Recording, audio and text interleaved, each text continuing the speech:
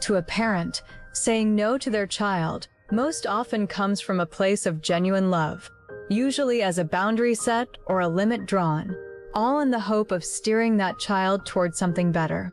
But for the three people in this video, that boundary was never received as protection or love. It was received as a provocation, a declaration of war. And they each made the decision that the family members who dared to draw that line would pay the deadliest price imaginable simply for doing so.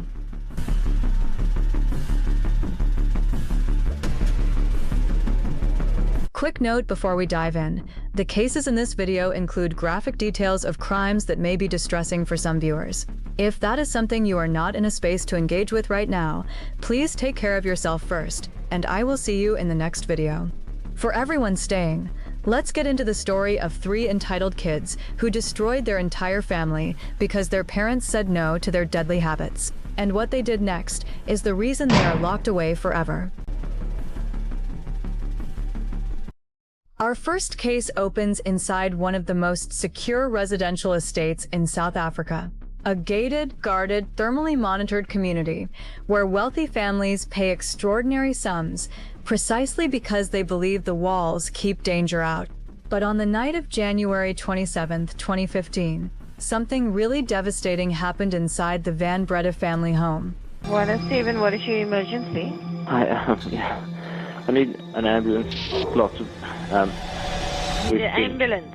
Yes, please. What's your name, sir? Henri van Breda. Something so horrible that it would set in motion one of the most disturbing and closely watched criminal trials in South African history. But what made this case really terrifying was that no alarm was triggered, no perimeter was breached, and no camera picked up a single movement from outside, because the threat was already inside the house. The Van Bredas were not simply a wealthy family, they were a genuinely impressive one. The father, Martin van Breda, was a 54-year-old multimillionaire who had built multiple business empires across 2 continents. He founded Netstar, a vehicle tracking company he later sold to Altec. He developed Woodhill College in Pretoria, which he later sold to the JSE-listed Curro Holdings for 185 million rand. And by the time of his death, he held directorships in at least 25 companies across education and property sectors. His wife Teresa was 55, and by all accounts the emotional heartbeat of a family that adored her. They had 3 children. The eldest son, Rudy, was 22, and in the process of finishing his master's degree at the University of Melbourne in Australia. Their daughter Marley was 16, and by every account a bright, grounded teenager. And their youngest son, Henry, was 20 years old. The family had spent years living between Perth and Queensland on Australia's Sunshine Coast, while Martin expanded his property interests, with Henry and Rudy attending the exclusive Scotch College private school in Perth. They were a strong Christian family, and a happy one at that, according to sources close to the family. And in January 2014, they relocated back to South Africa, and settled into their luxury home at 10 Alleman Street inside Dezelfde Estel, in the heart of the Stellenbosch wine country. One of the most secured estate in the area. The last thing the family had to genuinely worry about was security threats. So when paramedics arrived at the house on Alleman Street following an emergency call placed in the early hours of January 27, 2015, and found Martin, Teresa, and Rudy van Breda hacked to death with an axe, and Marley van Breda laying on the floor with catastrophic wounds to her head and neck, including a severed jugular vein, barely still alive, in what investigators described as a scene of extraordinary violence. The question that gripped an entire country was a simple one. Who could have possibly committed such a monstrosity against a family like the Van Bredas? Fortunately, the only person they could direct that question to was the only member of the family who surprisingly survived the attack. Their 20-year-old son, Henri, who luckily was not fatally harmed and was found with only lacerations that looked like they had been made by a knife.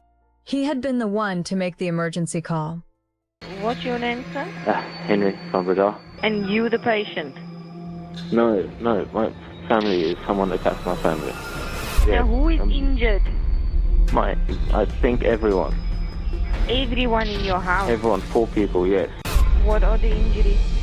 Head injuries, I looked up. Are they conscious? I don't think so. My sister's moving, but that's it. Are there any suspects on scene? No, they ran away. With what were they attacked? An axe. And you need the ambulance to go to what? Number 12, Horska Street. My family and we were attacked by a guy with an axe. At this point, everyone wanted to know what the hell happened that night. And being the only surviving family member, everyone turned to Henri for answers. And Henri sure did have answers to give. Henri told police that a masked man had entered the house that night and attacked the family with an axe, all the while laughing as he did it. Henri claimed he had fought the attacker briefly before losing consciousness. When he came around, he found what was left of his family and tried to help. Although he called his girlfriend first because he panicked, and when she did not answer, he eventually reached out to emergency services. The investigators seriously wanted to believe Henri's story of that night, but a lot of things just were not adding up for them. And they started looking into every part of his account through a series of cross-examinations of the facts. The first thing investigators examined was the estate itself. The de Zal's Golf Estate operates on a level of security that makes the intruder story almost impossible to hold together. The perimeter is electric fenced and thermally monitored around the clock. Getting through the gates requires either a personal access keycard, a registered PIN code, or a resident authorizing your entry from inside the estate. There is no other way in. When they pulled every security log from the estate covering the night of January 27th, they found no movement recorded on the perimeter, not one thermal alert, not one access anomaly, and not a single log showing an unauthorized entry at any point through the night. The laughing masked intruder Henri described would have had to materialize inside the estate without touching a fence, without triggering a camera, without leaving one access record anywhere. That is not a gap in the evidence. That is a physical impossibility. Which means one thing: the so-called intruder was already in the house. This led investigators to turn their attention to Henri himself. Aside from the fact that he was conveniently the only one alive after the brutal attack on his family, his wounds were also nowhere near as serious as those of the other victims, and it gradually became clear that there was something Henri was not telling them. First thing they did was have the wounds on his chest and arms, which he presented as injuries sustained during his struggle with the attacker, examined by forensic experts who reached a conclusion that moved Henri from witness to prime suspect. The cuts on his body were shallow, parallel, and uniformly placed in areas of the body that a person can comfortably reach themselves, and not one of them went near anything vital. The prosecution's forensic experts described them as textbook self-inflicted wounds. It concluded that Henri inflicted those wounds on himself. Forensic teams also found no DNA inside the house from any unknown person anywhere. Not on the axe, not on the floors, not on the walls, not anywhere. What they did find was blood spatter on Henri's own shorts that forensic analysis confirmed matched his father and brother, and placed that Henri was probably standing directly over them at the moment the axe came down. With suspicion now firmly on Henri, investigators began speaking to people who knew the family, trying to piece together who Henri really was, and whether there was any motive behind what the evidence was increasingly suggesting he had done. And what started emerging from those conversations was something the Van Bredas had been carrying quietly for some time. Henri had been the family's private heartbreak. He was the black sheep of the family. Despite everything Martin and Teresa had built and provided for their children, Henri had not only dropped out of school, but had allegedly developed a severe addiction to tic, the South African street name for crystal methamphetamine, a drug with a well-documented link to paranoia, aggression, and profoundly destructive behavior. They were even able to track down a man who identified himself as Henri's regular drug supplier, and who picked Henri from a photograph without any hesitation. Henri had reportedly been through an upmarket rehabilitation facility in Cape Town in 2014, the year before the murders. However, the drug tests conducted immediately after the attack showed nothing in his bloodstream, meaning whatever role the addiction had played in what led to that night, he was not under the influence when it happened. But that was not all they were told. Apparently, Martin and Teresa were aware of their son's destructive habit and had reached a point where quiet management was no longer possible. They had reportedly confronted Henri about his addiction and told him his allowance was being cut off entirely. If he would not enter rehabilitation voluntarily, they would force him to. And the prosecution's case was built on the argument that Henri van Breda's response to being told no by the two people who had given him everything was to pick up the family axe. Henri was soon taken into custody after this, and his case was brought before the Western Cape High Court in Cape Town, presided over by Judge Siraj Desai, and the trial that followed lasted 68 days. It was during those proceedings that the full forensic reconstruction of what happened inside the Van Breda family home was revealed. So here is what prosecutors think really happened that night. Henri waited until everyone was asleep. He took the family axe and a kitchen knife, moved to the bedroom shared by his father and his older brother Rudy, and forensic pathologists testified that Rudy was attacked first, and with the most extreme ferocity of anyone in the house that night. The prosecution raised the possibility that there may have been something deeper driving that particular intensity, maybe some tension or jealousy between the brothers that had never been resolved and found its outlet in the worst possible way. And when Martin rushed in to protect his son, Henri turned the axe on his father too. And for whatsoever reason, he moved down the hallway and attacked his mother, Teresa, and 16-year-old sister Marley. By the time it was over, 3 members of the Van Breda family were dead, and Marley was left on the hallway floor, barely clinging to life. The reconstruction also established that after the attack, Henri had spent approximately 3 hours inside the house, not calling for help, but staging the scene around him, inflicting the self-inflicted wounds, cleaning the knife, and returning it to the kitchen drawer. During that window, he sat at the kitchen table and smoked 3 cigarettes, called his girlfriend, who did not pick up at 4:42 in the morning, before finally calling emergency services.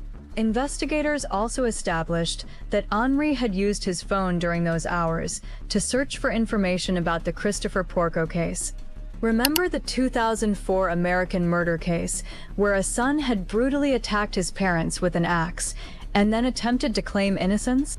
The one we covered in part 2 of this series. Henri van Breda, in the hours after unaliving his own family, was using his phone to research the playbook of someone who had done exactly what he had just done. He was not in shock. He was figuring out his next move. So it came as no surprise to anyone who had been following the evidence that when the murder trial finally opened at the Western Cape High Court in April 2017, Henri pleaded not guilty. He maintained the intruder story for the entire 68 days of the trial, never once deviating, never once offering an alternative explanation for any of the physical evidence that contradicted it. When he took the stand to describe his brother Rudy's final moments, he did so without any visible emotion at all, specifically the gurgling sounds and twitching as Rudy died. He physically reenacted the supposed struggle between himself and the fictional attacker for the court, performing it with the flat detachment of someone walking through a scene they had rehearsed many times. At this point, no one was fooled, especially when, during the entire period leading up to and throughout the trial, which lasted almost a year and a half, Henri continued living his life as if nothing had happened. He appeared aloof and unbothered, and spoke nothing to the media. He wasn't in mourning. He didn't grieve his family. In fact, he even started dating a new girlfriend named Danielle Jans van Rensburg, who stood beside him publicly throughout the entire period. Even after his conviction, she told 60 Minutes Australia that she believed in his innocence completely and that he was clearly the victim. She remains the only person publicly on record saying so. In September 2016, while Henri was out on bail awaiting trial, he and Danielle were arrested by Cape Town police for possession of cannabis. They were each granted bail, and the drug possession case was still unresolved when the murder trial began. Judge Suraj Desai delivered his verdict across 5 full hours, methodically addressing and dismantling every element of the defense, before concluding that the cumulative body of evidence pointed to one and only one reasonable inference. And finally, on May 21, 2018, Henri van Breda was found guilty of 3 counts of murder and 1 count of attempted murder. On June 7th, he was sentenced to 3 concurrent life terms for the murders of Martin, Teresa, and Rudy, plus 15 years for the attempted murder of Marley, and 12 months for obstruction of justice. Judge Desai, during the verdict, described the killings as savage and vicious, carried out with what he called an almost unprecedented degree of disregard for one's own family. Henri's legal team, just like in the case of Christopher Porco, were not pleased with the verdict and proceeded to pursue every available avenue of appeal through the Supreme Court of Appeal, which dismissed the application in November 2018, and all the way to the Constitutional Court of South Africa, which dismissed it in 2019. He was held initially at Pollsmoor Prison in Cape Town, where in 2018 he was attacked on a stairwell by 5 inmates. He was then transferred to Drakensberg Correctional Center in Paarl, the same facility where Nelson Mandela served the final years of his imprisonment, before being assaulted there again in October 2021 by a number gang member. In January 2022, he was relocated again, reportedly at his own request, to be closer to his remaining family. Marley van Breda, the 16-year-old who was left for dead on the hallway floor with a severed jugular vein, thankfully survived. She spent months in intensive physiotherapy, returned to school, and lives with retrograde amnesia that has erased all memory of the night of January 27th. She inherited approximately 200 million rand from the estate. Henri received nothing because the law in South Africa does not allow a person to inherit from an estate they destroyed. Henri never explicitly stated his motive, but everything the investigation uncovered points to one very clear conclusion. Martin and Teresa van Breda drew a line out of love for their son because they had run out of softer ways to reach him, and it unfortunately cost them their life. Their entitled son, Henri van Breda, who allegedly could not face rehab, who could not face losing his allowance, who researched how to get away with an axe murder in the kitchen while his sister was dying on the floor, is currently serving his 3 life sentences at Leeuwkup Prison in Gauteng, and will be in his 60s before he could even be eligible for parole. On the morning of March 1, 2008, a cabin in the small rural town of Alba, East Texas, was on fire. And inside, police will later discover the bodies of a woman and 2 young boys. A man will be found crawling through the dark toward a neighbor's house, bleeding from 5 bullet wounds. And the family's 16-year-old daughter will not be found. By the time the sun came up, the entire town was in shock and asking the same question: what in the world happened to the Caffeys' home? Because the Caffeys were genuinely one of the most unproblematic families in Alba. And what had been done to them in that cabin was so brutal, so savage, that the town of Alba could not wrap its head around how something like this had found its way to their door. The crime has rocked the Rains County area. No one here can remember a tragedy of this magnitude or a crime this horrific. The father, Terry Caffey, was 41 years old at the time and was training to be a youth minister at the Miracle Faith Baptist Church, located at the heart of the small community he and his family called home. His wife Penny was 37 and the church pianist. She was very talented and deeply loved by the people around her. They had 3 children. The eldest was Erin Caffey, who was 16 at the time, 13-year-old Matthew, known to everyone as Bubba, and 8-year-old Tyler. The family had homeschooled the children for 3 years on a Bible-based curriculum before re-enrolling them in public school. They lived in a humble cabin with a Bible verse etched into a wooden sign hanging above the front door. They were financially stable and had provided their kids with everything they needed. By every visible measure, they had a peaceful and deeply loving home. But in the early hours of March 1, 2008, this loving home was about to be shattered when 2 men walked through the unlocked front door of the family cabin with one clear murderous intent. They were carrying a .22 caliber pistol and 2 samurai-style swords. They walked into the dark house, where the family was still asleep, and headed straight to the master bedroom, moving through the darkness with an unsettling familiarity, as though the layout of that house was not new to them. When they got to the parents' room, they shot at Penny Caffey first, without any hesitation, and turned on Terry Caffey, shooting him multiple times before he could fully wake up to process what was happening. And when their pistol jammed, one of the men produced a samurai sword and used it viciously on Penny, coming close to decapitating her. Somewhere in the house, the other 2 family members were awakened by the noise and came running towards their parents' bedroom to check what was going on. 13-year-old Bubba was the first to arrive at the hallway, and unfortunately, the attackers turned the weapon on him. Terry, barely conscious with bleeding gunshot wounds, could hear his son's voice crying out from somewhere in the hallway. "Charlie, Charlie, why are you doing this? No, Charlie, no, please, why are you doing this?" Bubba was shot in the head. 8-year-old Tyler, trailing after his brother, was also stabbed repeatedly with the sword.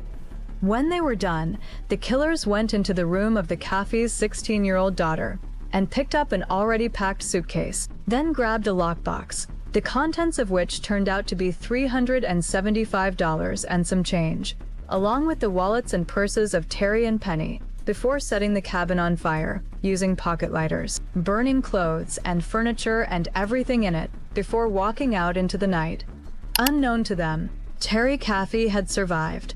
Although he had been shot 5 times, he had a broken nose, 2 fractured cheekbones, and nerve damage in his right arm, but had still managed to regain consciousness inside a burning cabin, and dragged himself out through a bathroom window, then crawled in complete darkness across a distance that his neighbor would later describe as the length of 4 football fields, losing blood the entire way, but still fighting to stay conscious for one reason.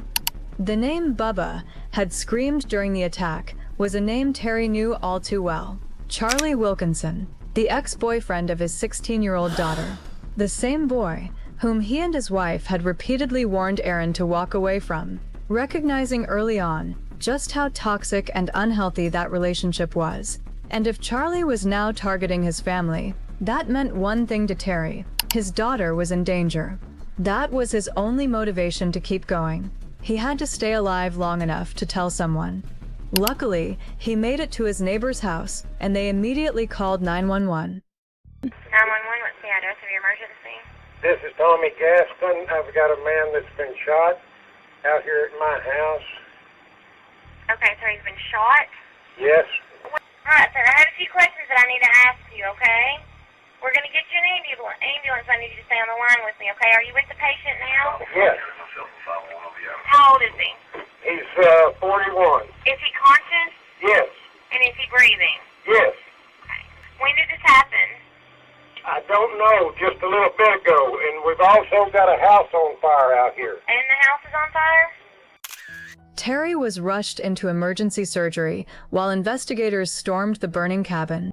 When he was finally stable enough to speak, the first thing he told police was Charlie Wilkinson's name, and they moved immediately, tracking Charlie to a mobile home he shared with his friend, Matthew Wade. They found him there and brought him in for questioning. Charlie denied everything, said he had gotten drunk the night before and passed out, that he had no idea what they were talking about. But then, investigators had already seen a shirt and boots covered in blood in his house as they were bringing him in for questioning. At that point, his story already made no sense. Investigators obtained a search warrant and returned to the mobile home to conduct a full search. And in one of the bedrooms, hidden underneath a bundle of clothing, they found Erin Caffey. She appeared disoriented and confused at first, and then told the officers she had been kidnapped, that she had been dragged from her home during the attack, and had absolutely no idea what had happened to her family. Investigators initially treated her as a victim. They took her to the hospital and arranged for her grandparents to come and collect her. However, back at the Rains County Sheriff's Office in Emory, Detective Holman and Texas Ranger John Vance had started drilling Charlie for answers about what happened that night.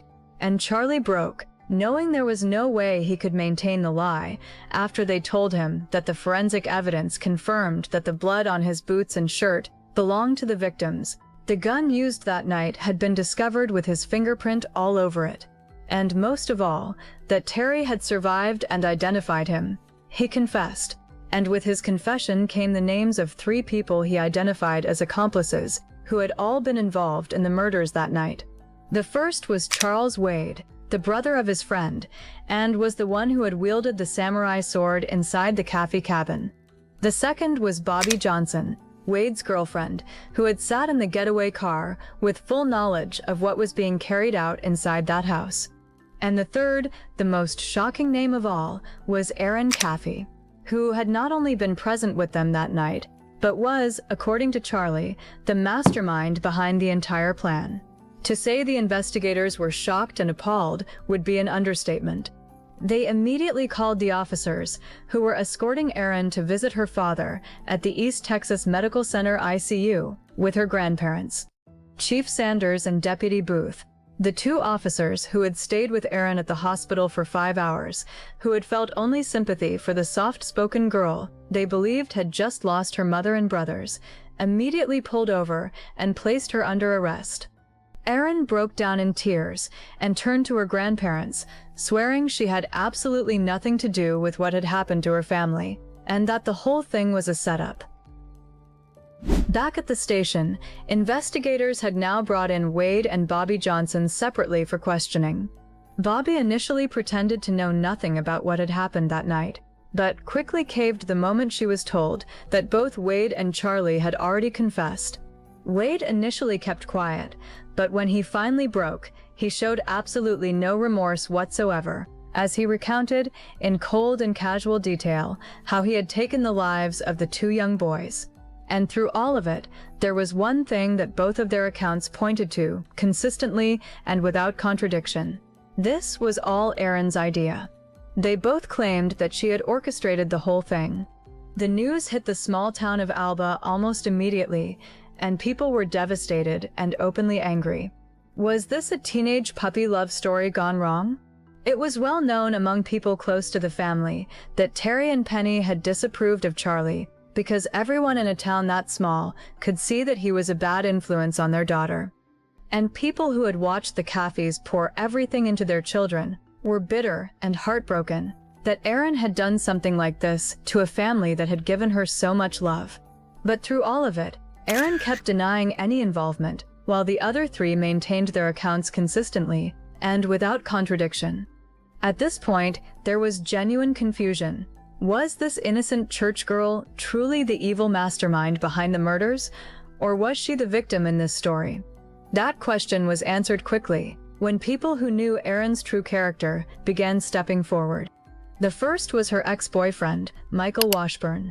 He had dated Erin approximately a year before the Caffey murders, and told investigators that a year earlier, when his relationship with Erin was going through the exact same pattern, her parents disapproving, restrictions being placed, pressure being applied, Erin had asked Michael to kill her family for her and burn their house down. He had refused. He had broken up with her immediately and said nothing to anyone because he felt that no one would believe him over Erin. He had carried that with him in silence. And a year later, Erin had found someone else to ask. With Michael's account now on the table, it became quickly and undeniably established that Erin Caffey was not a girl who had made a terrible impulsive decision in the grip of teenage heartbreak. What investigators were now looking at was a cold, calculated, and premeditated plan to wipe out her entire family, one she had been quietly constructing and refining for over a year, simply waiting for the right person willing enough to execute it for her. The police zeroed in on Erin as the primary suspect and started dismantling her alibi quickly. Erin, you said that you woke up and smoke was everywhere, is that right? And you said that 2 guys were with swords. Are you okay? Tell me again what they told you to do.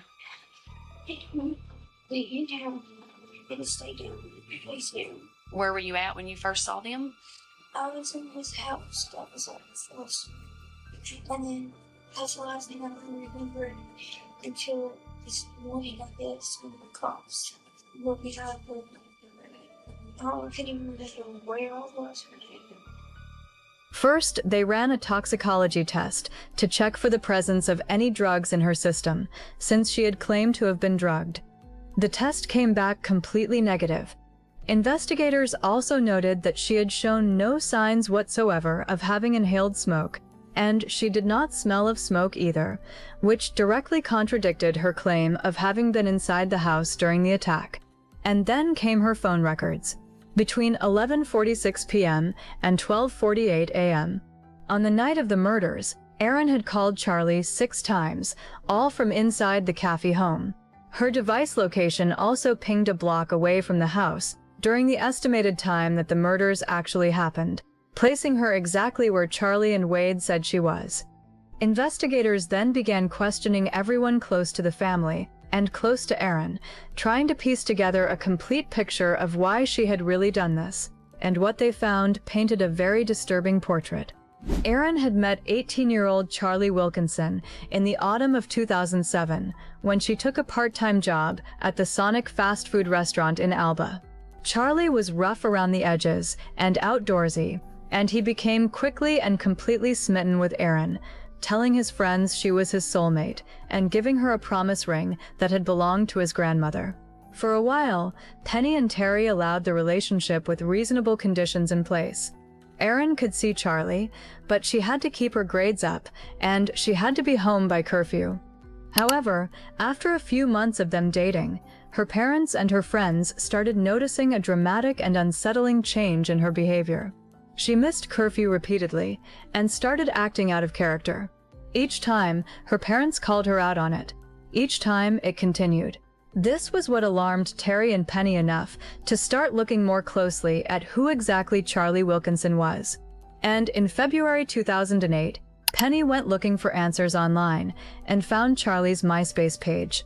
What she found there was more sexual content, references to drinking, and a lifestyle completely at odds with everything the Caffey family stood for, and that alarmed her deeply. She brought it to her husband immediately, and the relationship was forbidden on the spot. On February 27th, just 3 days before the murders, they sat Erin down, expressed their serious concerns about Charlie and the direction the relationship was taking her, and told her clearly that she needed to end things with him. As devout Christians who had poured everything into raising their children with strong values, they were not willing to watch their daughter be pulled in a direction they believed was dangerous and spiritually harmful to her. Erin told them she would think about it and led them to believe she was genuinely open to ending the relationship. What her parents had no way of knowing was that their decision, the boundary they had drawn, the no they had said out of nothing but love and concern, had already ignited something in Erin that had been quietly building for months. Friends who knew her at the time told investigators that she had been openly talking about killing her parents in the weeks before the murders, telling people it was the only way she and Charlie could be together.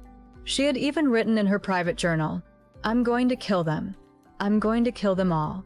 And then she had turned all of her focus toward Charlie.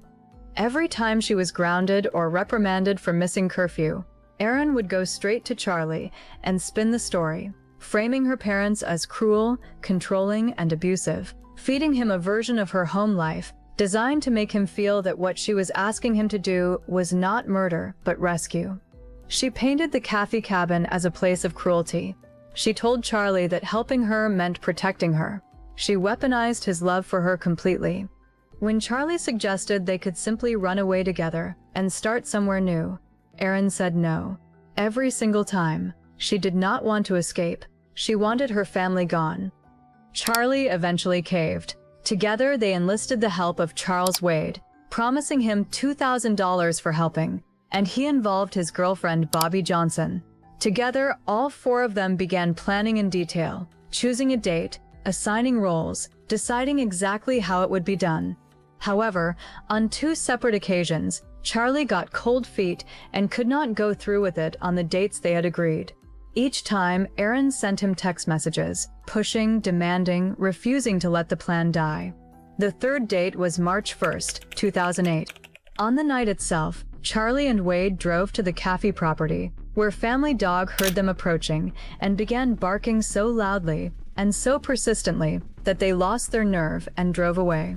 Erin called Charlie from the end of the driveway, told him she would handle the dog, and told him to come back. She kept the animal quiet. She left the front door unlocked so they could walk in without any resistance. She then got into the getaway car with Bobby Johnson and parked a short distance down the road from her family's home.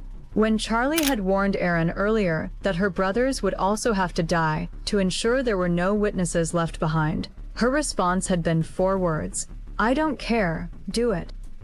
Bobby Johnson later testified that as the sounds of the attack began inside the cabin, the gunshots, the screaming, Erin sat in the passenger seat of that car and calmly reached over and adjusted the car radio.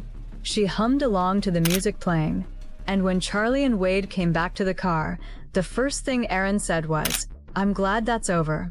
And they drove around for a while before Wade dropped Charlie and Erin at the trailer, where the two of them proceeded to have sex. With this, the investigation reached the conclusion that all 4 of them were guilty, and they were formally arrested and immediately charged with 3 counts of capital murder each by the prosecution. When Terry heard the news of his daughter's arrest and the role she had allegedly played in the murders from his hospital bed, he lost it completely. He was in pain, in shock, and in total disbelief that his daughter could have been capable of something like this. I don't want to know a whole lot of details, but what kind of involvement is she in the murders? Her involvement is great. We're here for you. Take a deep breath. You would think that a man who had lost his wife, lost both his sons, and had been left fighting for his own life in the ICU would want everyone involved, especially the mastermind behind all of it, to face the harshest punishment imaginable. Well, for a moment, he did. In his own book, Terror by Night, Terry revealed that after burying his wife and both his sons, the grief had consumed him so completely that he bought a gun. He had imagined walking into that courthouse and shooting every single one of them, making them feel even a fraction of the pain he was carrying. He wanted them to hurt the way he hurt, but Terry Caffey did not pull that trigger. Instead, he shocked everyone by walking into that courtroom, standing before the district attorney, and personally pleading against the death penalty that prosecutors had already sought against Charlie and Wade, asking that it be taken off the table for everyone involved, including Erin. He said his faith commanded forgiveness, that their deaths would not bring Penny, Bubba, or Tyler back. The prosecution honored his request. Charlie Wilkinson and Charles Wade both pleaded guilty and were each sentenced to life in prison, without the possibility of parole. Bobby Johnson pleaded guilty to her role as an accomplice who had not used a weapon and received 40 years in prison. She will be eligible for parole in March 2028, meaning Terry will once again have to face the parole board, submit a victim impact statement, and relive everything all over again. On January 2, 2009, at Hopkins County Court, Erin Caffey accepted a plea deal and was convicted on multiple counts of capital murder. She received 2 life sentences and an additional 25 years to be served simultaneously. But because of her age, Texas law made her eligible to apply for parole after 40 years, which means she will only be eligible for parole when she is 59 years old. And all through her court appearances, her father, one of the victims in this case, stood by her, holding her hands, still believing that his daughter couldn't have masterminded such an horrible crime. In the years since her conviction, Erin has given 2 high-profile interviews from prisons that have only deepened the conversation about who she truly is. In 2014, when she was 21, she sat down with Dr. Phil for a 2-part interview filmed at her facility. She described everything that happened as puppy love gone terribly wrong, and maintained consistently that she had been manipulated by older people around her. Dr. Phil challenged her account directly, pointing out the Michael Washburn revelation and the specific detail of Erin insisting her brothers had to die too. Eventually, she admitted that she was a motivating force to what actually happened. Terry also appeared in the interview. He told Dr. Phil he had forgiven his daughter. He said he believed in the possibility of her redemption. Watching his face as Dr. Phil laid out the evidence that points to what Erin had really done was one of the most difficult things about the entire episode. In 2016, Erin sat down with Piers Morgan for his ITV documentary series Killer Women and told him that she couldn't believe she once wanted to kill her entire family, and described it as the result of bad choices. It's all about choices, and the choices I made at a young age. Didn't think that it would affect, I just thought it was just affecting me and the little stuff that I was doing, but the little stuff adds up, and then it just, blows up, and we don't think about choices. Honestly, what she said blows my mind. Really? Bad choices? Her mother is in a grave. Bubba was 13, Tyler was 8, and the word she reaches for is choices. The behavioral science community has engaged deeply with Erin's case, particularly her Dr. Phil interview. The behavior panel of 4 internationally recognized experts in human behavior and body language publicly analyzed the footage and identified what they described as multiple markers consistent with psychopathic presentation. The flat emotional affect when describing her mother and brothers, the seamless, almost reflexive pivot to self-victimization whenever she was challenged, and most significantly, the strategic nature of her narrative across every interview she has ever given. She is always the one who is led astray. She is always the naive girl who got swept up. The architect is never her. These experts argued that what Erin demonstrates in those interviews is not rehabilitation, it is preparation. She is building a story for a parole board, constructing the version of herself most likely to one day walk out of that facility. Terry Caffey rebuilt his life. He moved to a small house in Wills Point, just 30 kilometers west from his previous house, and a few miles from the cemetery where his wife and kids were buried. He was ordained as a minister in April 2009, remarried 7 months later to a single mother of 2 named Sonia Webb. However, the marriage did not last and ended in divorce, with Terry claiming that he moved on too quickly. He traveled to over 600 schools and 800 churches to speak about what happened in Alba and what he found on the other side of surviving it. He wrote a book about that night called Terror by Night. He later remarried and had another child with a woman called Karen. Together, they are raising 4 children. Despite people calling him a fool for forgiving his daughter and continuing to maintain a relationship with her even in prison, and that his faith has blinded him to what his daughter really is, Terry stood on his conviction. He disagrees, saying he forgave her not because he does not understand what she had done, but because he says his faith leaves him no other option. You can agree with that or not, but it is hard to watch a man who lost everything he had and still chooses to show up for the person who took it and not feel something complicated about it. This really goes to show how strong the power of forgiveness and the power of parental love are. Erin Caffey remains at the Mountain View unit in Gatesville, Texas.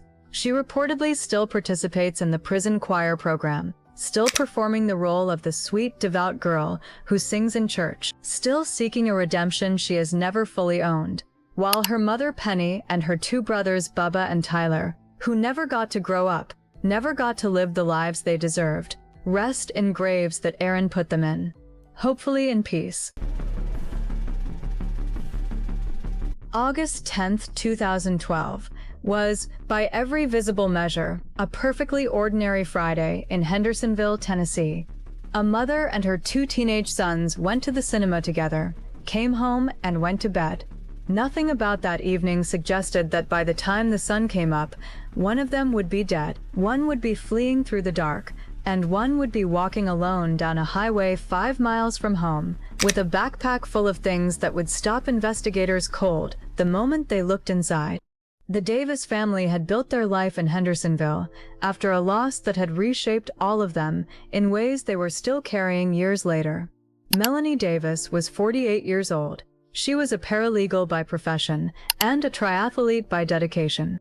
She had been raising her 2 boys entirely on her own since 2007, when her husband Chris lost his life to amyotrophic lateral sclerosis, ALS, also known as Lou Gehrig's disease. The first son was 16-year-old Josh, and the second was 15-year-old Zachary, who had never been the same since the day his father died. Zachary was 9 years old when Chris passed, and while losing a parent is devastating for any child, the impact it had on Zachary went somewhere deeper and darker than the grief most children eventually find a way to carry. He became more withdrawn, more internal, and more difficult to reach. The family relocated from Bowling Green, Kentucky to Hendersonville not long after the death, and the move that was meant to be a fresh start did not provide the reset Melanie had hoped for. By the time Zachary was 11, she had grown concerned enough about his behavior to seek medical help, where he was diagnosed with a depressive disorder. He also told doctors he was hearing voices, including, he said, the voice of his dead father, and was soon given an additional diagnosis of psychosis. He began receiving some form of mental health treatment, but then, at some point, that treatment stopped. The reason for this was not known. What is clear is that Zachary, left largely without the professional support he needed, and growing more isolated by the year, had built a very private interior world that almost nobody around him could see into. He wore the same hoodie every single day. He spoke in a barely audible flat monotone. He kept to himself. The people he was closest to in the world could be counted on one hand: his mother Melanie, his brother Josh, and a teacher at school named Mr. Voss. On the surface, the Davis family looked like a family that loved each other, and in many ways they did. But underneath that surface, something in Zachary had been building quietly for a very long time. And on the night of August 10, 2012, it finally snapped. The family got home from the cinema that evening, and the house settled into its normal night routine. Melanie went to bed around 9, Josh went to his room, Zachary went to his. And at some point in the hours that followed, in the deep quiet of the house on that Friday night, something went terribly wrong. Emergency services received a call in the early hours of August 11th about a fire in a residential address in Hendersonville.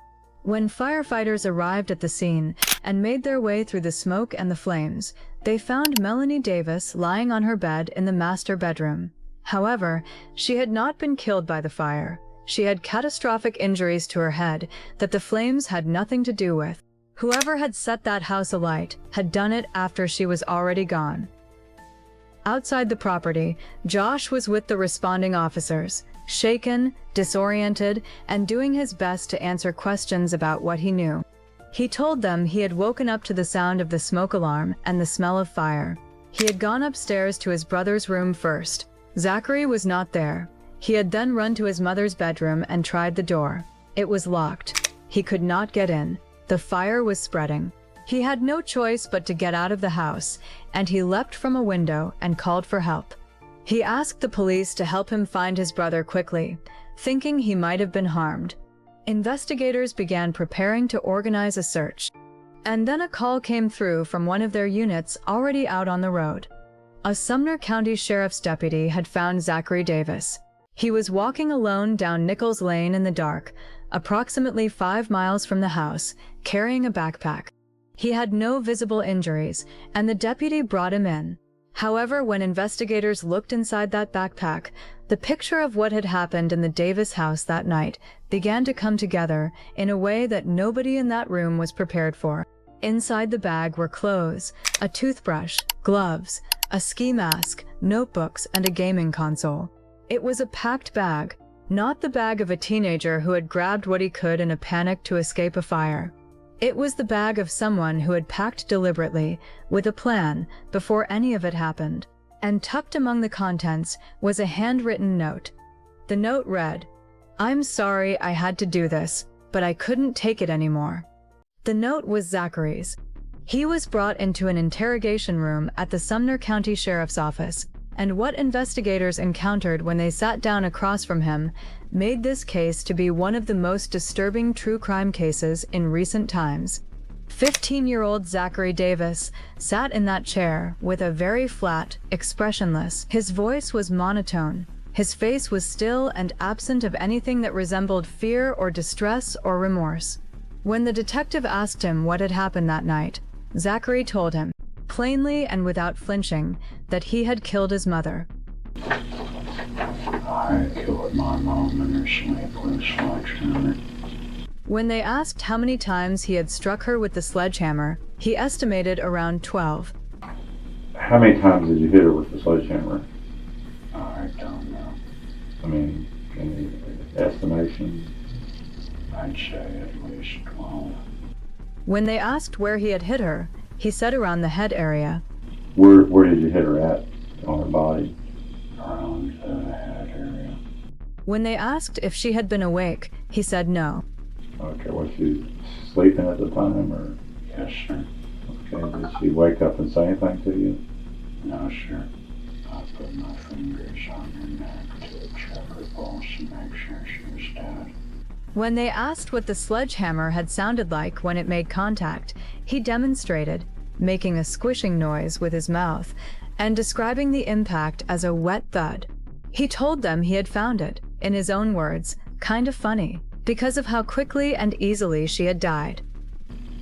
Well, I was laughing my ass off when I killed my mother. You were what? I was laughing when I killed my mother. He said his mother had been getting on his nerves. One of the detectives paused at that point and told Zachary directly, "You look kind of evil when you do that." Zachary smiled slightly, and that action brought chills to my bones. As investigators began to dig into the full picture of who Zachary was and what had led to this, what they uncovered went well beyond a troubled teenager who had snapped. His phone was a window into a mind that had been preoccupied with death and violence for a very long time. He had 2 applications downloaded on it, one dedicated to serial killers, another cataloging torture devices. His internet bookmarks included articles on real murders from across the world. His notebooks contained lines like, "You can't spell slaughter without laughter." On his phone was a note written 7 months before the murder, January 22, 2012, in which he had outlined, in analytical detail, the consistent reasons most killers get caught and how those mistakes could be avoided. He had been thinking about this for months, possibly longer. As investigators pressed Zachary on his motive, the picture they assembled went like this. In the weeks before August 10th, Melanie had noticed that Zachary was failing his classes and staying up through the night, consuming violent and disturbing content online. She did what any parent in her position would do. She took away his phone. She restricted his internet access. She drew a line. And to most people, to any reasonable person, that is simply parenting. But Zachary told investigators that it had not produced anger in him. It had produced something he described as a clinical, hollow frustration. He decided that the only way to reclaim what had been taken from him was to remove the person enforcing the restriction. He spent weeks working out the most efficient method. He rejected the idea of a knife as too unpredictable. He settled on the sledgehammer. And then he went into the backyard and practiced his swing against a tree until he had calculated the precise force and angle required. The level of cold premeditation in that image led investigators to believe that they are currently dealing with a psychopath. On the morning of August 10th, before the cinema trip, Zachary had started the day reading Stephen King's novel Misery, a book in which, in the film adaptation, a sledgehammer features in one of its most famous scenes. When detectives asked him whether the book had influenced his choice of weapon, Zachary said no. He said it was a coincidence. They were not sure they believed him. They also found a kill list in his backpack, and it contained the names of students from his school, and also the name of his brother. It was revealed that Zachary hated his brother Josh and had planned for him to die in the flames. And when the interrogation asked him why, Zachary claimed that Josh had assaulted him years earlier, before the family moved to Tennessee, and that when he had told Melanie, she had not believed him. He said he had been planning to do something about it ever since.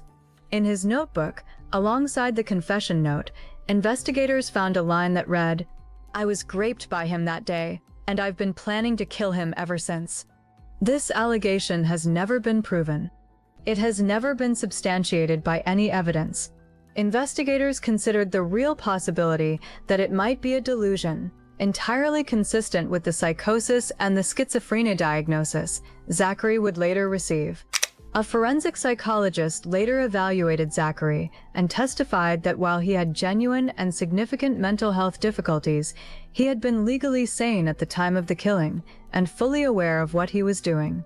His attorneys countered that his thoughts at the time had been driven by psychosis, that he had been hearing his dead father's voice, that he was not in control of what he chose. Investigators pointed to the pre-packed bag, the rehearsal against the tree, the note written months in advance about how killers avoid capture, and a confession in his own handwriting, and argued that whatever was happening in Zachary's mind, it had not prevented him from planning this in considerable detail. The case drew national attention when television host Dr. Phil McGraw aired a jailhouse interview with Zachary 2 months before his trial, on May 22, 2015. In that interview, Zachary described unaliving his mother in the same flat, uninflected tone that had so disturbed the detectives.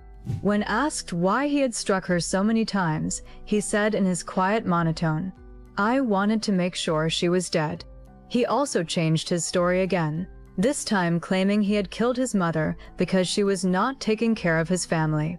Dr. Phil noted that Zachary's responses, including inappropriate laughter at odd moments and exaggerated head nods, were consistent with a range of disorders from severe anxiety to schizophrenia. And then came the trial, and the moment nobody in that courtroom was prepared for. For 2.5 years, Zachary Davis had confessed to killing his mother. To investigators, to psychologists, to a television host, in his own handwriting. Consistently, repeatedly, without significant deviation. And then, at Sumner County Criminal Court before Judge D. David Gay, Zachary took the witness stand, looked out at the court, and said, "I didn't do it." He blamed Josh. He claimed that Josh had been the one who used the sledgehammer, and that Zachary had simply taken the fall to protect his brother.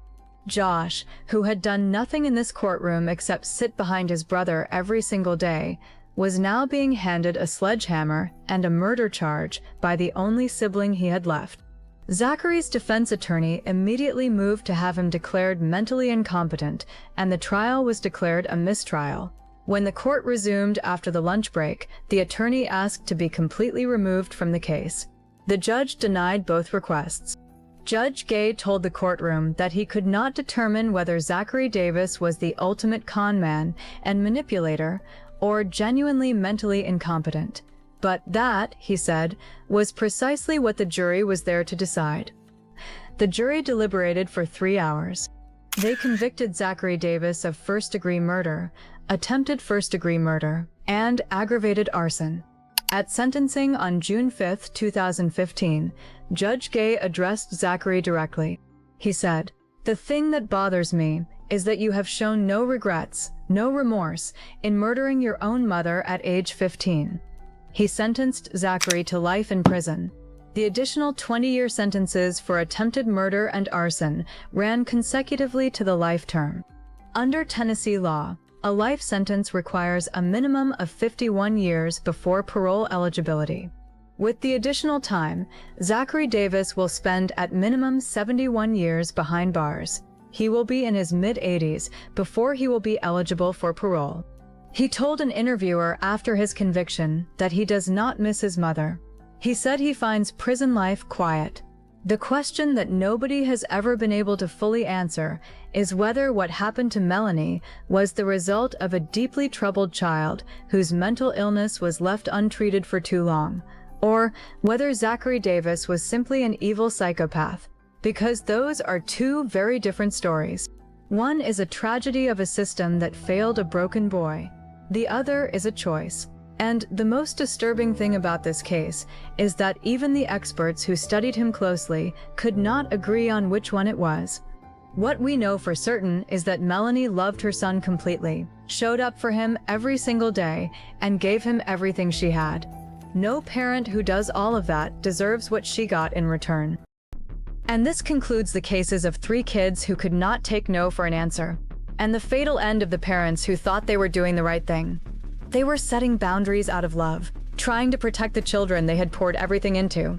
What they never saw coming was that the greatest threat to their lives was not outside their front door. It was already sleeping under their roof. And honestly, how do you protect yourself from an enemy who wears the face of someone you raised? How would you even see that coming? Tell me in the comments which of these 3 cases shook you the most.